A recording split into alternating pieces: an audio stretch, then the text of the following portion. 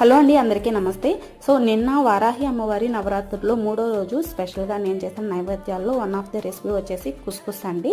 ఇదేంటంటే వెయిట్ లాస్కి చాలా అంటే చాలా మంచిది అండ్ ఇది మనకి మిల్లెట్స్ జాతికి చెందిందనమాట. చేసుకోవడం చాలా ఈజీ. ముందుగా అయితే కొలతలు ఎట్లా అంటే 1 గ్లాస్ కుస్కుస్కి 2 గ్లాసెస్ ఆఫ్ వాటర్ అనమాట. డ్రై రోస్ట్ చేసుకొని మంచిగా మరిగించిన వాటర్లో దీన్ని నానబెట్టుకోవాలి. లేదా మీకు డౌట్ ఉంటే సిమ్లోనా పెట్టుకొని ఒక 2 to 3 minutes పెట్టేస్తే ఇట్లా మంచిగా రెడీ అయిపోతుంది. చూసారా, పొడి పొడిగా. ఇప్పుడు నెక్స్ట్ ఏంటంటే స్టవ్ ఆన్ చేసుకొని ప్యాన్ పెట్టుకొని ఆయిల్ లేదా గీ వేసుకొని 1 స్పూన్, దాంట్లో ఆవాలు, జీలకర్ర, మినపప్పు, శనగపప్పు వేసుకొని బాగా సాటే చేసేసుకోండి. తర్వాత కరివేపాకు, జీడిపప్పు, అలాగే వేరుశనగపప్పు ఇట్లా ఒకటి దాని తర్వాత ఒకటి వేసుకుంటూ సాటే చేసుకోవాలి.